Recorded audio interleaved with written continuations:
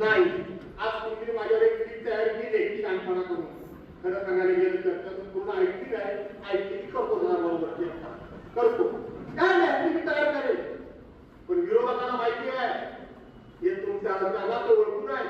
बाकीच्या ठिकाणी कुठेही त्यांनी युती काही केली नाही, पण आपल्या मतदारसंघामध्ये सगळीकडे युती केली. बरोबर आहे ना?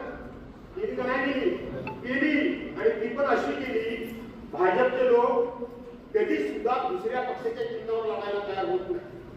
इतके वर्ष होत आता ती राहिली काय भाजप मंत्री होतं, पण माझ्या मतदारसंघात विशेष करून गुहागरमध्ये माझा उमेदवार हे किंमत तुझं आपण दोघांनी घे, तुला 2 काय 3 देतो, पुन्हा दोघे एकत्र. त्यांना माहित आहे आपण एकटे लढलो तर आज एक भास्कर आपला धुवा उडवण्याची राहणार नाही, त्यांना माहिती आहे. म्हणून ते एकटे लढले नाही. पण बघता बघता आणि 5 वर्ष निघून जाते. काय सुरुवात झालो गंभीरपणे राहता सगळे बघता बघता 5 वर्ष एक नवीन खरी जे मला सोडून गेले त्यांची जागा भरून कशी काढायची याची काळजी होती. ते आपोआप संजय भरून निघाली का नाही निघाली. ही नेतृत्व उभी कामाला लागा. 2007 साली आता पण मला निवडून आणलं म्हणतायत ना, ते स्वतः पडलेले होते 2007 साली. त्यांना 12 मी निवडून आणलं. म्हणून या खुश आहे ते सगळे जे मला सोडले ते सगळे 2007 ला पडले होते. त्यांना 2012 आपण निवडून आणलं, 2017 पुन्हा आपण निवडून आणलं, 2022 ला पक्ष फुटला. म्हणून यांना पंख फुटले, यांना पंख फुटले याला पंख फुटले. पण एक मात्र मी सांगतो की सगळ्यांना आता विचार करण्याची गरज आलेली आहे. पक्ष खरोखरच मी मगाशी म्हटलं तसं की शशी रामाणे सारखी काही उदाहरण का दिलं. त्या दिवशी मी सावड्यामध्ये सांगितलं की अनेक जरी बघितलं की हा उद्धव बाळासाहेब ठाकरे शिवसेना पक्ष संपवायचा अनेकांनी स्वप्न बघितलं, परंतु या पक्षाच्या पाठीमागे बाळासाहेबांचे विचार आणि आशीर्वाद आहे. हा पक्ष कोणाला सदाचारी संपवता येणार नाही. पण आम्ही नेत्यांनी असं म्हणून चालणार नाही की बाळासाहेबांचे विचार आहे, उद्धवजींची ताकद आहे म्हणजे सगळं आता पहिल्यासारखं ऑटोमॅटिक घडेल. काही घडणार नाही. मी आत्ताच सांगतो तुला काही घडणार नाही. आम्ही नेत्यांनी त्या भागामध्ये जाऊन माणसं वेचून त्या माणसाला कामाला लावून त्यांच्याकडे आत्मविश्वास निर्माण करून अडीअडचणीच्या वेळेला आम्ही त्याच्या पाठीमागे खरोखर प्रामाणिकपणे किती वेळ गंभीरपणे उभं राहतोय त्याच्यावरच आता भवितव्य आहे. त्यापेक्षा काही करता आता पूर्णपणे खचलेला आहे. नाराज झालेली पोरं धडा बाजूला व्हायला लागले.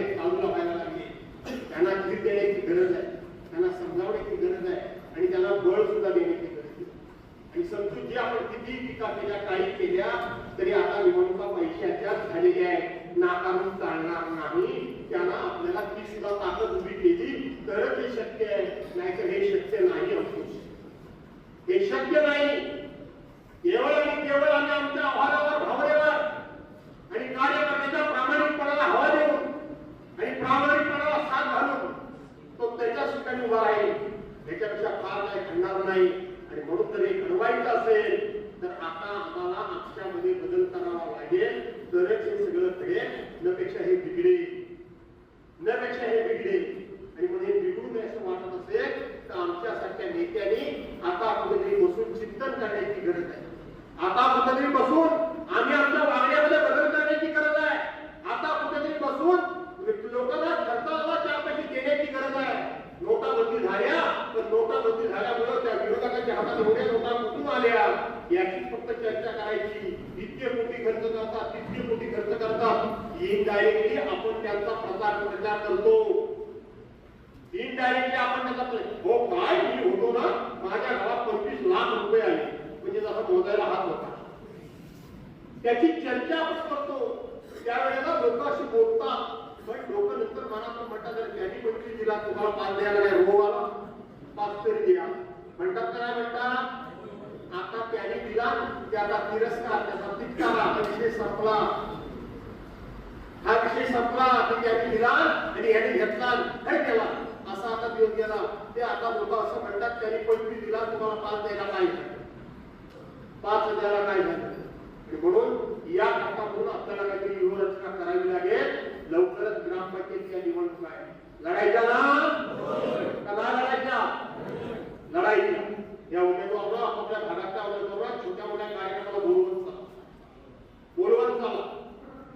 नेतृत्व प्रोजेक्ट करा. त्याचा अर्थ असा नाही की तो तुम्हाला उद्या अडचण होईल. 5 वर्षांतर बऱ्याच काही गोष्टी घडणार आहेत 5 वर्षानंतर. आणि म्हणून याला सर्वांना तुम्ही त्या ठिकाणी त्यांचं नेतृत्व उभं करा अशा प्रकारची विनंती करतो. तुम्हाला सर्वांचं मी मनापासून कौतुक करतो, अभिनंदन करतो. अनेकांनी डॉक्टर साक्षी मॅडम एवढ्या चांगल्या वयाला काय होतं मला माहितच नाही. ती आमची शेती रामगडे किती मताने पडले तुम्हाला माहिती आहे. ज्यांनी म्हणून बदमाशी केली त्यांनी जरा आकडेवारी डोळ्या खालून घाला. कोण 200 मतांनी, कोण 300 मतांनी, कोण 1100 मतांनी, कोण 1200 मतांनी. अरे माझी ही तर आमची मोठे उमेदवार अवघी एके काळजीमध्ये आकांक्षा बघी सोडकर ही माझी बाय जिल्हा परिषदेला फक्त 41 मतांनी पडली. 41 मतांनी पडली. लोक म्हणतात की सुशिक्षित उमेदवार देत नाही. मी 4 डॉक्टर उमेदवार दिले होते. किती? 4. डॉक्टर पूर्वा जाधव, डॉक्टर शमिया तांबे, डॉक्टर ममता खांबे, डॉक्टर पीटी मनोवर आणि वकील आमची दिली होती जोसना टाकाळकर. समाजाने एकीला पण निवडून दिलं नाही. कुठल्या तोंडाने तुम्ही आम्हाला तत्वज्ञान सांगता राजकारण्याला? कुठल्या तोंडाला सांगता राजकारण्याला तत्वज्ञान? कुठल्या तोंडाला सांगता निष्ठेच्या गोष्टी? कुठल्या तोंडाने सांगता तुम्ही आम्हाला या ठिकाणी समाजाच्या हिताच्या गोष्टी? कुठल्या सांगता धनशक्ती विरोधात जनशक्ती जिंकते? कुठल्या तोंडाला सांगू शकता? कुठल्या तोंडाला सांगू शकता? काही नाही. चांगुलपणा फक्त राजकारणी लोकांनी राखायचा आणि बाकीच्यांनी मात्र चंगळ करायची. आज या सगळ्यांच्या समोर तुम्हाला मी आज सांगतो, तुमचाही सत्ता जाणीवपूर्वक करतोय. थोडं भाषण लांबलं तरी चालेल ना? नाही चालणार. अरे पैसा म्हणजे काय पैसा? किती पैसा वाटायचा? ते सदानंद चव्हाण गेल्या 20 वर्षात त्यांचं नाव नाही घेतलं. टीका पण नाही घेतली. परवा काँग्रेस केली. सदानंद चव्हाण शेखर जिंकवांच्या समोर निवडणुकीला पराभूत झाले. बरोबर आहे? तुम्ही होते त्यांच्याबरोबर खरडे. बरोबर होतात ना? तुम्ही पण होता, सगळे होतात ना? त्यांनी काय सांगितलं? माझ्याकडे पैसा नाही. बरोबर? पैसा नाही म्हणून मी हरलो, पैसा नाही म्हणून मी कमी पडलो. अरे ते सदानंद चव्हाण नुसते गावागावात जायचे. तुझ्या देवळाला 1 कोटी रुपये 1 कोटी रुपये. तुझ्या देवळाला काय 500 स्टील पाहिजे? आत्ता पाठवतो. तुला काय 500 कोटी सिमेंट पाहिजे? आता पाठवतो. तुझ्या काय पोराला काय 25 लाख रुपये पाहिजे? आता पाठवतो. अरे हे पैसे आले कुठून? हे पैसे आले कुठून? ज्यांच्याकडे स्वतःच्या निवडणुकीमध्ये खर्चाला पैसा नव्हता म्हणून मी पराभूत झालो म्हणून सांगता, ते आता कोटीच्या गोष्टी करतात. तुला किती कोटी, तुला किती 25, तुला किती 50. बोल फक्त. कुठून आले पैसे? आले कुठून पैसे? अरे मोदींनी तर 8 नोव्हेंबर 2016ला नोटाबंदी केल्या ना. देशाच्या पंतप्रधानांनी नोटाबंदी केल्या. अरे मग ह्याच्याकडे नोटा येतात कुठून एवढ्या? हे एक उदाहरण सांगितलं. ती वाशिष्ठी डेअरी, इथल्या शेतकऱ्यांना वरदान ठरलं असं मला वाटतं. इथल्या शेतकऱ्यांचं आर्थिक त्या ठिकाणी घडी बसवेल आणि आर्थिक मदत होईल. ती वाशिष्ठी डेअरी अधिक सक्षम व्हावी म्हणून आम्ही बघितली. आणि त्या वाशिष्ठी डेअरी मधून आता एवढं काय मलाई निघते ती काय कळतच नाही. नुसता पैशाची पोती घेऊन फिरताय. तुला किती, तुला किती, तुला किती, तुला किती, तुला किती. कुठून आला पैसा? हा पैसा आला कुठून? पण आज सांगतो तुम्हाला, जे काय व्हायचं ते होईल. पण असा जर पैसा आला तर जर समाज विकला जायला लागला तर असे प्रामाणिक कार्यकर्ते आता समाजामध्ये पुन्हा उभे राहणार नाही. हे लक्षात ठेवा.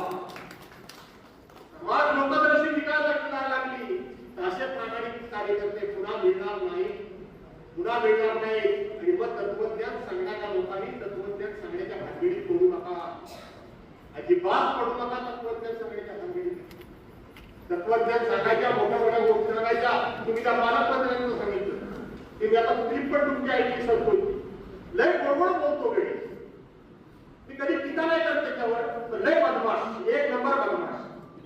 खोटं कसं बोलावं आणि लोकांच्या पोटात शुक्राचार्याची दावला नाही. की मला वाटतं शुक्राचार्य नाही, पोटात शिरणार. या इथं एकनाथ शिंदेच्या समोर भाषण केलं. मी भाषण ऐकलं. शिंदे साहेब तुम्ही 100 कोटी रुपये दिले म्हणून ती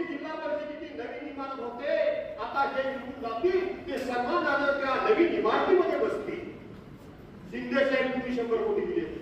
हे भाषण कधी झालं? अजितदादा पवार गेलेले 5 मिनिटे 6 मिनिटे भाषण झालं. अरे कमीत कमी ही तर जाण ठेवा.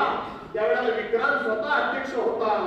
स्वतः त्यांनी अनेक वेळा पालकमंत्र्यांनी सांगितलं की विक्रांतचे पैसे आणले विक्रांतने. विक्रांत नाव नका घेऊ.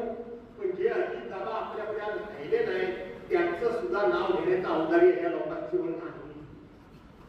हे लक्षात घ्या. काय शिंदे साहेबांचा संबंध? शिंदे साहेब जेव्हा कोण होते त्यांनी कुठले पैसे दिले? आणि किमान अजितदादाचं जर नाव घेतलं असतं ना तर तुम्ही किती प्रामाणिक आहात ते लोकांना कळलं असतं. पण नेहमीच एकच भाषण ठरलेलं. या ठिकाणी कोण आहे? एकनाथ शिंदे. जो मी आहे ते साहेब पालकमंत्री भाषण ठरलेलं तो तुमच्यामुळे, दुसरा कोणामुळे. नंतर देवेंद्र फडणवीस साहेब आज जो मी काय ना तो तुमच्यामुळे.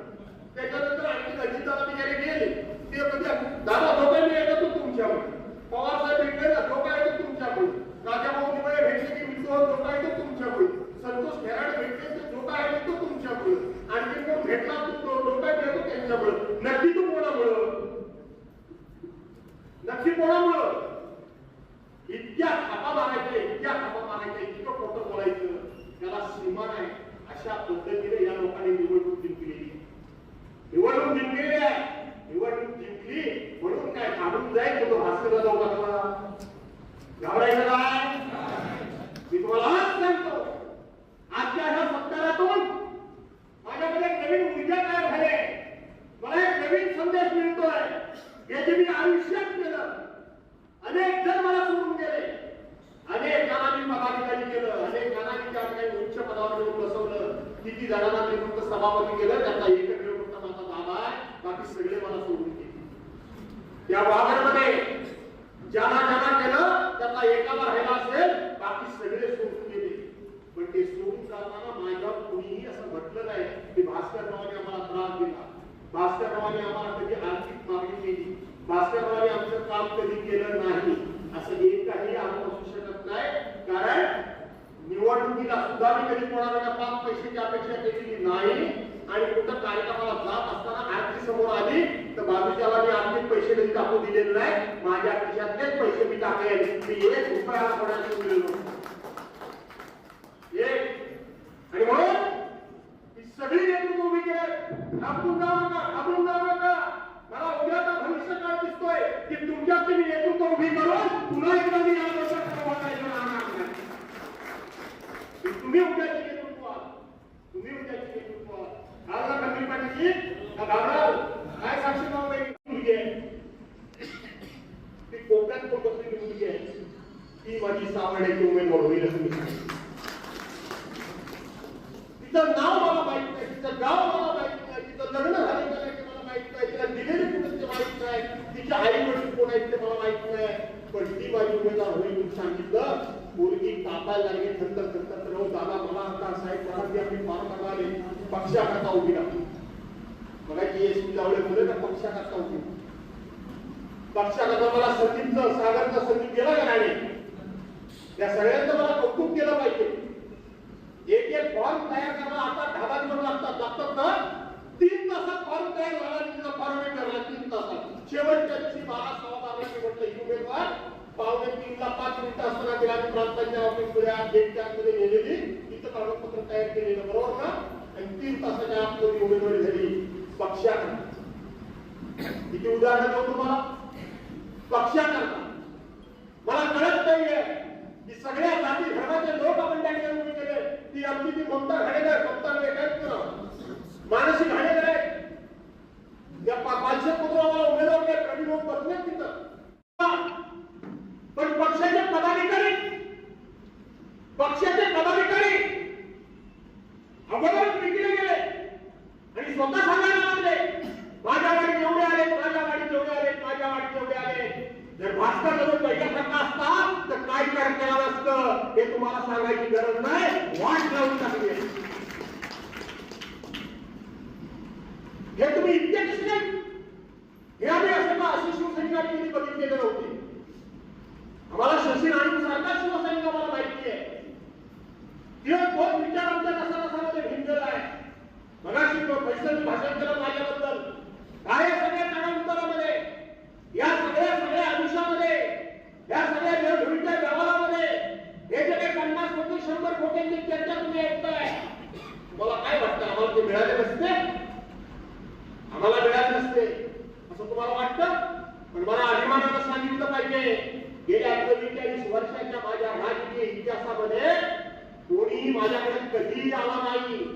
राज्यसभेचं मतदान असू दे, ते विधान परिषदेचं मतदान असू दे, त्याचं कुठलंही मतदान असू दे, तुम्हाला एवढे देतो, तुम्ही त्या ठिकाणी या असं सांगण्याचं कुणीही कधी धाडस माझ्यावर येण्यावर केलेलं नाही. काय सांगता तुम्ही? उमेदवार उशिरा जाहीर झाला, उमेदवार उशिरा जाहीर झाला, उमेदवार उशिरा जाहीर झाला, उमेदवार तुम्ही द्यायचा होता ना, तुम्ही माघार घेतली, तुम्ही ज्या ठिकाणी उमेदवार दिला त्याला उशिरा जाहीर झाला. याचा अर्थ उमेदवार कधी जाहीर करायचा त्याच्यामध्ये तुम्ही विकले जाणारे असाल तर तुम्ही स्वतःला शिवसैनिक कसे म्हणू शकता? कसे म्हणू शकता? मला कौतुक केलं पाहिजे त्या म्हणता आंबेचं हा घटना मिळाल्या घडलाय ती म्हणता खंडे त्या सागर सावंत फॉर्म भरणारी सावड्यात उमेदवार नाही, माझ्याकडे नाही तो भाग माझ्याकडे नाही, पण पक्षाला त्या भागात उमेदवार नाही असा जेव्हा प्रश्न निर्माण झाला तेव्हा सागर सावंतचा फॉर्म भरला आलेल्या मुलाच्या सगळ्या महिला माझ्या चेंबरमध्ये मानेवली येऊन बसले होते. मी इथून गप्प बसत नाही, मी कोणाची तरी काहीतरी बोलतो नाही तर त्यांना वाटायचं आम्ही आलो हे बोलतच नाही. येण्याची गरज आहे. नोटाबंदी झाल्या पण नोटाबंदी झाल्यामुळे त्या विरोधकांच्या हातात एवढ्या नोटा कुठून आल्या याची फक्त चर्चा करायची. इतके कोटी खर्च करतात, तितके कोटी खर्च करतात, इनडायरेक्टली आपण त्यांचा प्रचार करतो. इनडायरेक्टली आपण त्याचा हो काय मी होतो ना माझ्या गावात 25 लाख रुपये आले म्हणजे जसा मोजायला हात होता त्याची चर्चा आपण करतो.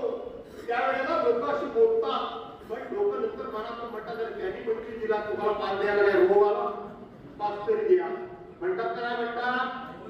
आता त्याने दिला त्याचा तिरस्कार त्याचा तिटकारा हा विषय संपला, हा विषय संपला की त्याने दिला आणि याने घेतला काय केला असा आता दिवस गेला. ते आता लोक असं म्हणतात त्याने 25 दिला तुम्हाला 5 द्यायला काय झालं, 5 द्यायला काय झालं. म्हणून या म्हणून आपल्याला काहीतरी व्यूहरचना करावी लागेल. लवकरच ग्रामपंचायतीच्या निवडणुका आहे, लढायच्या ना का नाही लढायच्या? लढायच्या. सभारथ चव्हाण शेतरजींच्या समोर निवडणुकीला पराभूत झाले बरोबर आहे. तुम्ही होते त्यांच्याबरोबर खरडे साहेब बरोबर होतात, तुम्ही पण होता सगळे होतात का? त्यांनी काय सांगितलं माझ्याकडे पैसा नाही बरोबर, पैसा नाही म्हणून मी हरलो, पैसा नाही म्हणून मी कमी पडलो. अरे ते सभारथ चव्हाण नुसते गावागावात जायचे तुझ्या देवळाला 1 कोटी रुपये 1 कोटी रुपये तुझ्या देवळाला काय 500 स्टील पाहिजे आत्ता पाठवतो, तुला काय 500 कोटी सिमेंट पाहिजे आत्ता पाठवतो, तुझ्या काय पोराला काय 25 लाख रुपये पाहिजे आता पाठवतो. अरे हे पैसे आले कुठून? हे पैसे आले कुठून? ज्यांच्याकडे स्वतःच्या निवडणुकीमध्ये खर्चाला पैसा नव्हता म्हणून मी पराभूत झालो म्हणून सांगता ते आता कोटीच्या गोष्टी करतात. तुला किती कोटी, तुला किती 25, तुला किती 50 गोल फक्त कुठून आले पैसे? आले कुठून पैसे? अरे मोदींनी तर 8 नोव्हेंबर 2016 नोटाबंदी केल्या ना, देशाच्या पंतप्रधानांनी नोटाबंदी केल्या. अरे मग ह्याच्याकडे नोटा येतात कुठून एवढ्या? हे एक उदाहरण सांगितलं. ती वाशिष्ठी डेअरी, ती वाशिष्ठी डेअरी इथल्या शेतकऱ्यांना वरदान ठरलं असं मला वाटतं. इथल्या शेतकऱ्यांचं आर्थिक त्या ठिकाणी घडी बसलेल आणि आर्थिक मदत होईल लोकांना म्हणून ती वाशिष्ठी डेअरी अधिक सक्षम व्हावी म्हणून आम्ही बघितली. आणि त्या वाशिष्ठी डेअरी म्हणून आता एवढं काय भलाई निघते ती काय कळतच नाही. नुसता पैशाची पोती घेऊन फिरताय, तुला किती, तुला किती, तुला किती, तुला किती, तुला किती. कुठून आला पैसा? हा पैसा आला कुठून? पण आज सांगतो तुम्हाला जे काय व्हायचं ते होईल. पण असा जर पैशाला जर समाज विकला जायला लागला तर असे प्रामाणिक कार्यकर्ते आता समाजामध्ये पुन्हा उभे राहणार नाही हे लक्षात ठेवा. समाज लोक जर अशी विकायला लागली तर असे प्रामाणिक कार्यकर्ते पुन्हा मिळणार नाही, पुन्हा मिळणार नाही. आणि मग तत्वज्ञान सांगण्याच्या लोकांनी तत्वज्ञान सांगण्याच्या भानगडीत पडू नका, अजिबात पडू नका. तत्वज्ञान सांगण्याच्या भानगडीत सांगायच्या. तुम्ही त्या पालकमंत्र्यांना सांगितलं की मी आता क्लिप पण तुमच्या ऐकली सांगतो, लय बरोबर बोलतो वेळ मी कधी टीका नाही करत त्याच्यावर, तर लय बदमाश, 1 नंबर बदमाश.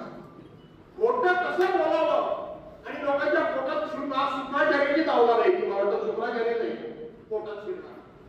या इथं एकनाथ शिंदेच्या समोर भाषण केलं, मी भाषण ऐकलं. शिंदे साहेब तुम्ही 100 कोटी रुपये दिले म्हणून ती जिल्हा परिषदेची नवीन इमारत होते. आता जे निघून जातील ते सर्वांना त्या नवीन इमारतीमध्ये बसतील. शिंदे साहेब तुम्ही 100 कोटी दिले. हे भाषण कधी झालं? अजितदादा पवार गेलेले 5 मिनिटे 6 मिनिटे भाषण झालं. अरे कमीत कमी ही तर जाण ठेवा. त्यावेळेला विक्रांत स्वतः अध्यक्ष होता. स्वतः त्यांनी अनेक वेळा पालकमंत्र्यांनी सांगितलं की विक्रांतचे पैसे आणले विक्रांतने. विक्रांत नाव नका घेऊ. पण जे अजितदादा आपल्याकडे आज राहिले नाही त्यांचं सुद्धा नाव घेण्याचा औदार्य या लोकांची नाही. हे लक्षात घ्या. काय शिंदे साहेबांचा संबंध? शिंदे साहेब जेव्हा कोण होते त्यांनी कुठले पैसे दिले? आणि किमान अजितदादाचं जर नाव घेतलं असतं ना तर तुम्ही किती प्रामाणिक आहात ते लोकांना कळलं असतं. पण नेहमीच एकच भाषण ठरलेलं. या पिढा कोण आहे? एकनाथ शिंदे. जो मी आहे ना साहेब पालकमंत्र्यांचं भाषण ठरलेलं तो तुमच्यामुळे, दुसरा कोणामुळे. नंतर देवेंद्र फडणवीस साहेब आज जो मी आहे ना तो तुमच्यामुळे. त्याच्यानंतर आणखी अजितदादा बिचारे गेले ते म्हणजे दादा दोघांनी येतो तो तुमच्यामुळे. पवार साहेब भेटले ना जो काय तो तुमच्यामुळे. राजाभाऊ दिवाळे भेटले की मित्र जो काय तो तुमच्यामुळे. संतोष खेराडे भेटले तर जो काय तो तुमच्यामुळे. आणखी कोण भेटला तो जो काय भेटतो त्यांच्यामुळे. नक्की तो कोणामुळं? नक्की कोणामुळं?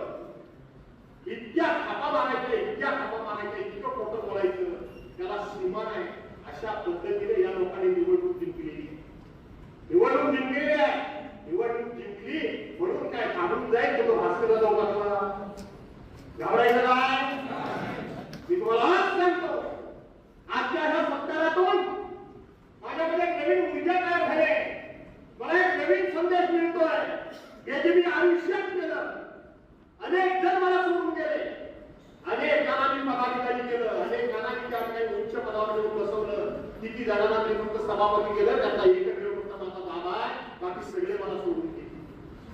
त्या वागरमध्ये ज्यांना केलं त्याचा एकाला राहिला असेल बाकी सगळे सोडून गेले. पण ते सोडून जाताना माझ्यावर कोणीही असं म्हटलं नाही की भास्कररावांनी आम्हाला त्रास दिला. भास्कररावांनी आम्हाला कधी आर्थिक मागणी केली. भास्कररावांनी आमचं काम कधी केलं नाही. असं एकही आरोप असू शकत नाही. कारण निवडणुकीला सुद्धा मी कधी कोणाला 5 पैशाची अपेक्षा केलेली नाही. आणि कुठं कार्यक्रमाला जात असताना आरती समोर आली तर बाजूच्याला मी आर्थिक पैसे कधी टाकू दिलेले नाही. माझ्या खिशातलेच पैसे मी टाकले. मी 1 रुपया कोणाला दिलेलो.